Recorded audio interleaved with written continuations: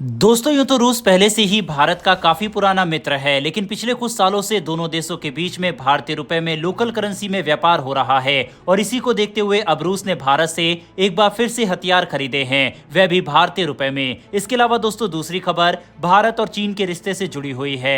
दरअसल चीन के सरकारी अखबार ग्लोबल टाइम्स ने भारत को लेकर अनाप शनाप कहना शुरू कर दिया है। इस वीडियो में आपको दोनों खबरों के बारे में विस्तार से बताएंगे। दरअसल दोस्तों भारत और रूस की दोस्ती काफी ज्यादा गहरी है, ये रिश्ता काफी सालों पुराना है। हम देखते हैं कि भारत के पास रूस के बनाए गए 40% से ज्यादा हथियार मौजूद है। आज इंडियन एयरफोर्स के पास जो सुखोई विमान है वह भी रूस का बनाया हुआ ही है। इसके अलावा ब्रह्मोस को जॉइंट वेंचर के तहत तैयार करना हो या फिर अपना सबसे अत्याधुनिक डिफेंस सिस्टम S-400 सिस्टम देना हो, ये सभी डील रूस ने भारत के साथ की है और दोनों देश अपने रक्षा संबंधों के साथ साथ अपने व्यापारिक संबंधों को भी मजबूत बनाए हुए हैं। लेकिन अब केवल भारत ही नहीं बल्कि रूस भी भारत से हथियार खरीद रहा है और बड़ी बात तो यह है कि दोनों देशों के बीच में जो व्यापार हो रहा है वह भारतीय रुपए में हो रहा है।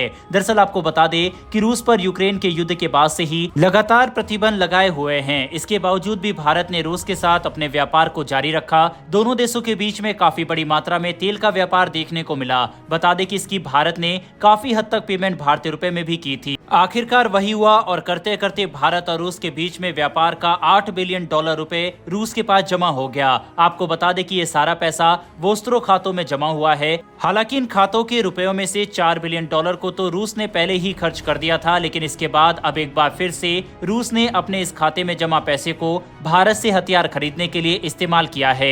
मीडिया रिपोर्ट्स की माने तो भारत में इन्वेस्ट करने के क्षेत्र में काफी कमी आई थी। ऐसे में रूस ने इन खातों में जमा पैसे को खर्च नहीं किया। इसके बाद भारत ने रूस को कई ऐसे क्षेत्र में इन्वेस्ट करने का वेलकम किया। वोस्त्रो खातों की बात करें तो साल 2023 में RBI की तरफ से भारतीय रुपए में व्यापार पर जोर देने के लिए भारत के 20 बैंकों को दुनिया के 22 देश के साथ और वहां के बैंकों के साथ 92 खाता खोलने की अनुमति दी थी। बस यही हुआ और भारत और रूस के बीच जब व्यापार हुआ तब भारत तेल खरीदने के बदले लोकल करेंसी में पैसा देता रहा और ये पैसा इन खातों में जमा हो गया।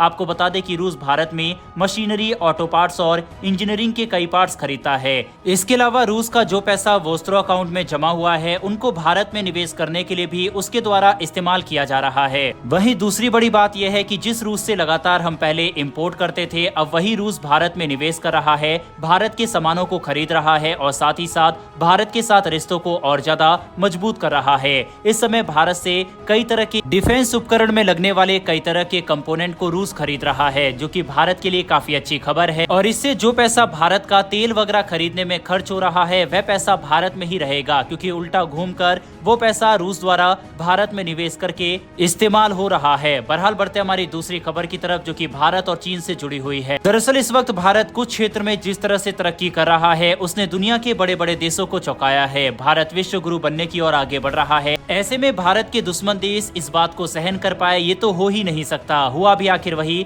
दरअसल भारत का पड़ोसी और सबसे बड़ा कट्टर प्रतिद्वंदी चीन भारत की तरक्की से बौखला गया है। चीन ने अपने सरकारी अखबार ग्लोबल टाइम्स का सहारा लेकर फिर से नफरत फैलाने की कोशिश की। चीनी मीडिया ने भारत और चीन के रिश्ते को लेकर ज्ञान बांटना शुरू कर दिया। चीन के सरकारी अखबार ग्लोबल टाइम्स ने कहा है कि भारत में बढ़ती हिंदू राष्ट्रवादी की सोच भारत और चीन की दोस्ती को खराब करने का सबसे बड़ा कारण है। चीनी मीडिया ने लिखा कि भारत और चीन के रिश्ते पहले काफी ज्यादा मजबूत हुआ करते थे। साल 1954 तक ये काफी ज्यादा मजबूत रहे, लेकिन उसके बाद दोनों देशों के रिश्तों में कमी आना शुरू हो गई और पिछले कुछ सालों में तो रिश्ते और ज्यादा खराब होते चले गए। भारत और चीन के रिश्तों में बदलाव के कई कारण है। ग्लोबल टाइम्स ने लिखा कि भारत चीन के रिश्ते खराब होने का कारण भारत में बदली सरकार है।